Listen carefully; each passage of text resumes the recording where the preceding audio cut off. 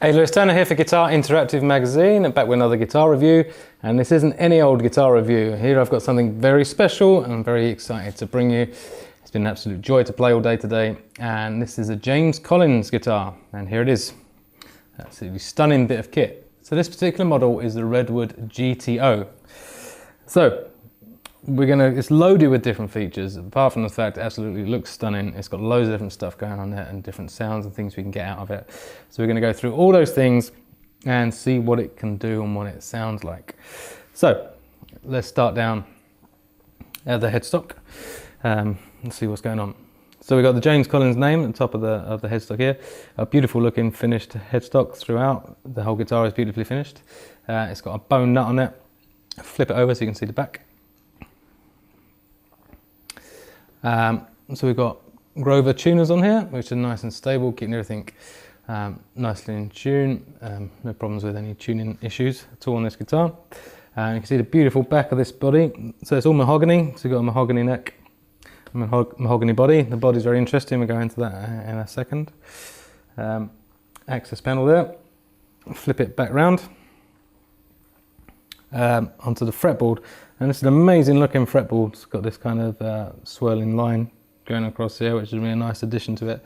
And not to be confused, this fretboard wood is actually a Cocobolo fretwood, which is something a bit special. So it's not to be taken for rosewood, because it kind of looks similar, but it's much prettier actually. If you just look, it's kind of got that reddish finish. You probably see on the top there. So real high quality wood on this particular guitar here, and absolutely stunning fretboard to play. Beautiful sized neck, nice kind of round profile on it, but really comfortable to play. Nice sized frets. It kind of just suits me personally, and the action is absolutely spot on. So this has been really well set up. You know, this is a top end guitar, so you'd expect these things, but all the attention to detail is just excellent. So perfect setup anywhere on the fretboard. You know, I can pick any note and not worry about fret bars or anything like that. And intonation, this is one of the best intonated guitars actually I've ever had the pleasure of playing. You know, the problem with your guitar is that you can have a D chord and be perfectly in tune there, and then it'll be out somewhere else on the guitar. But you know, wherever I play this, I've not managed to find any intonation, not that I've been looking for issues, but I've not managed to find any intonation issues anywhere. It just seems to be absolutely perfectly in tune. I'm sure that's not the case, because that would be near on impossible. But to my non-perfect pitch ears, it seems absolutely in tune everywhere on the guitar. Nice upper fret access, 22 frets, nice and easy to get up here, because it's, you know, you haven't got a neck joint to get in the way, you haven't got a bolt-on neck.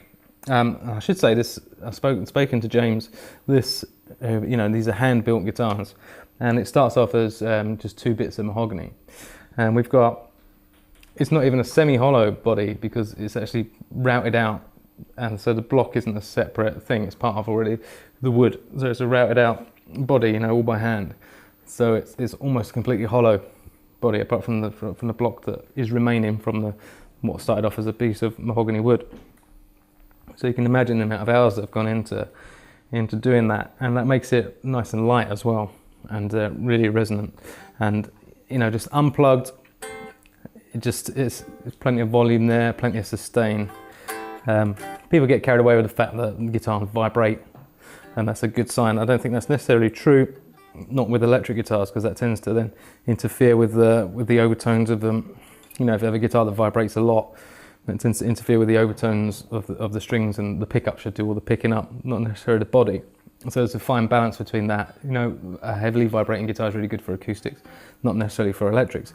So there's just the right amount here, and just get the idea that just playing it unplugged, it's going to sound great plugged in, and of course it does. So onto the body, as I've just explained about the way it's been set up and built. We've got this crescent F-hole, which is stunning. A Tune-O-Matic bridge with a stop tail plate. So, you know, we've got nice solid straight through strings there with no tremor or anything to help put it out of tune, so it stays perfectly in tune. Now, the other thing that we need to get into, really, that I want to get into the bulk of this, is the setup that we've got here.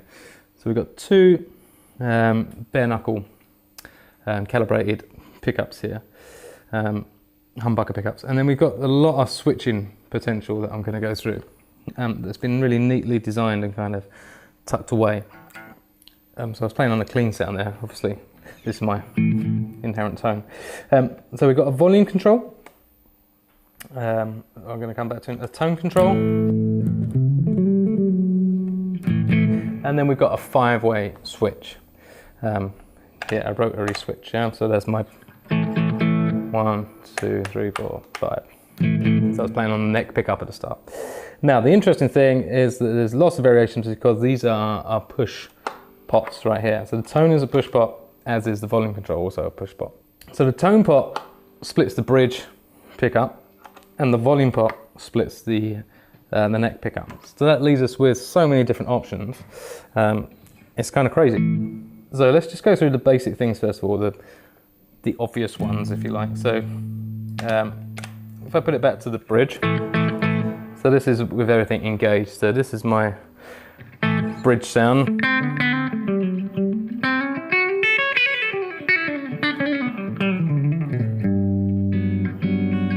I will do something with gain a bit later on as well, so you can hear how it reacts to a gain setting. But we're just getting the tones of the guitar. And now if I split that, so if I use my tone one, that now splits the bridge pickup.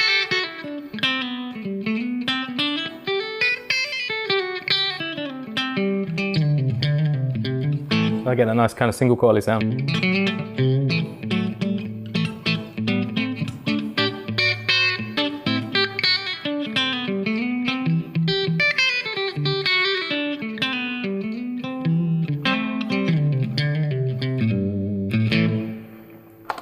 So that's very cool, real nice tone there. Now onto my pickup selector again. Now if I go to the second position, so this now, the two push pots don't affect this. So what this does, my second position, is it has the neck screw end of the neck pickup and what is known as the slug end of the bridge pickup.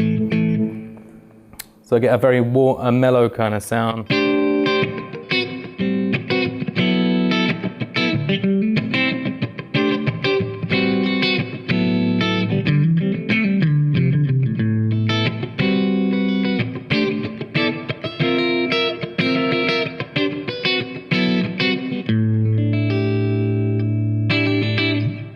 Which is nice, real nice lot of depth to that tone, really like that. Okay, so going through, so onto my third position. So this, as you might expect, this is between the neck and bridge.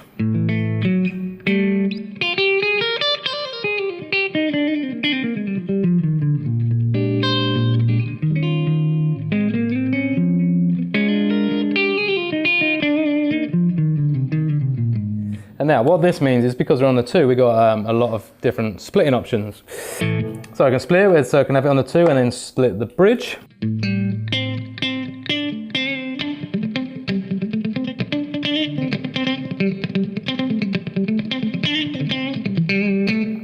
I can split just the neck, same thing.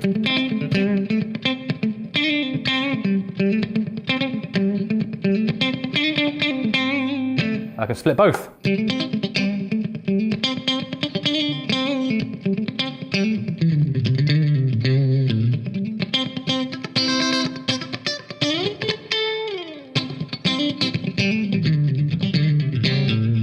Again, it's a quacky kind of sound, which is very, very cool.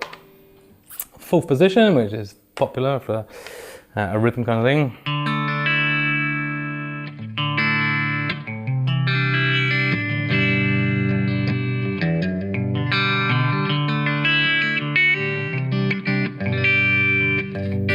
And we can split that one way.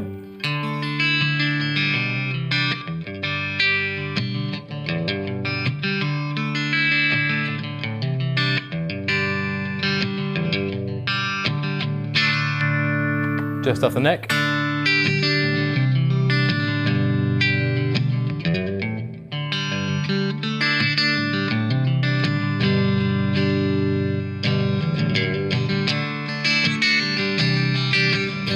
Almost acoustic-y, like piezo type sound.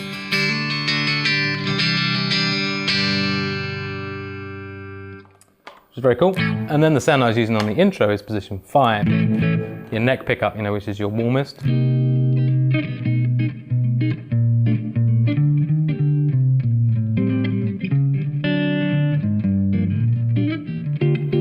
we can get it even darker if we roll the tone back.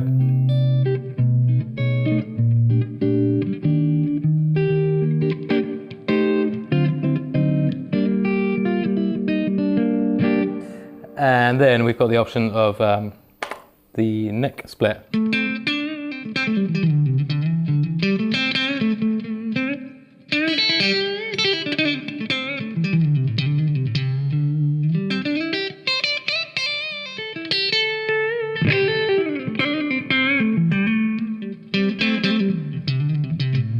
And as you can hear there with me playing around with that, as you might expect with any kind of coil tap, that you get that slight dip in volume because you're halving the output effectively.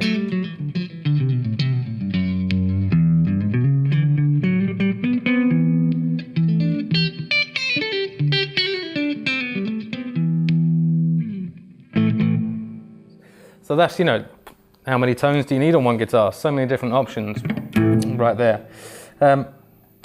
So we've heard it on clean sound, so let's have a little play and see what it's like on a dirty sound. So here I'm at full kind of, you know, with the 2 pushers engaged, and on the bridge pickup.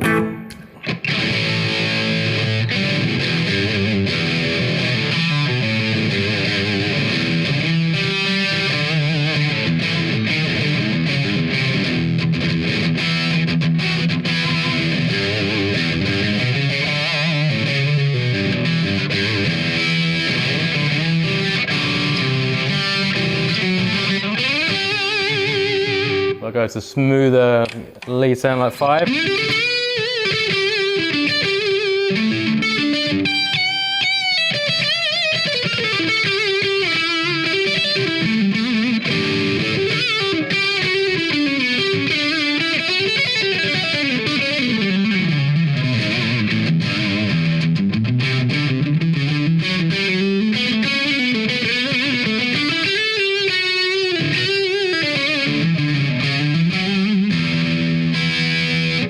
Sounds absolutely wicked.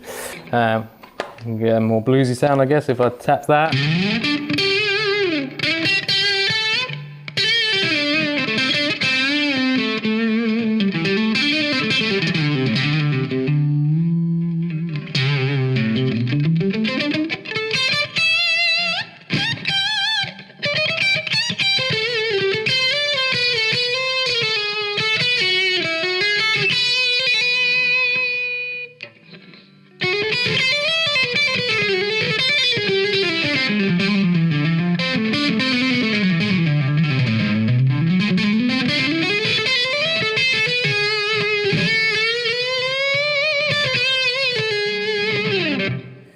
Really, really cool. Position 1 with crunch. And the other cool thing, like we should expect to be able to do as well, is roll back the volume.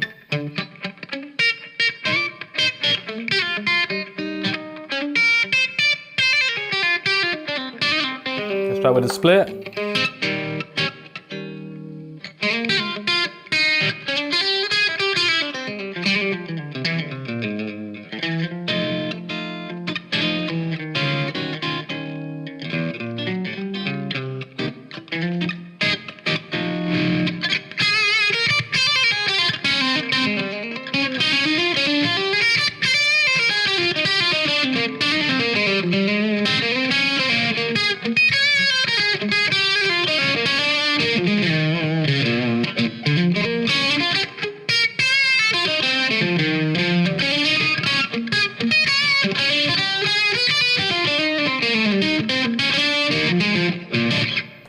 Amazing. So loads and loads of different tones from it. My only gripe would be about the whole tone setting thing is the rotary switch is quite hard to change on the fly, just for quick changes. But that could just be me, because I'm used to, most of my guitars have a blade switch on where I can just flick between the two. So I'm sure with a bit of practice and knowing, for me sometimes it's like, which way is this? After playing it for a bit, you get to know where is, you know, where the settings are, which way to flick it. So it might take a little bit of getting used to, but worth the effort for the unbelievable sounds we can get from this. So yeah, I can't really rave about this enough. It's a fantastic guitar. You know, it comes with a hefty price tag. It's a top end guitar, but hand built, you know, the spec. You to literally go on the website and see what you want, or speak to James himself and see what you want, and you put your order in, and that's the guitar built for you. And obviously we've got these ones that are actually up for sale, and this is great. So this has been the James Collins Redwood GTO. Amazing looking instrument. Spend a little bit of time just staring at it. If you've got the money, just buy one and hang it on your wall as a piece of art. And a fantastic, awesome sounding guitar, and an absolute joy to play. Definitely, if you get the chance to play one, I highly recommend it. Thanks for watching, guys. Hope you enjoyed this as much as I enjoyed playing this guitar, and I'll see you again soon. Cheers.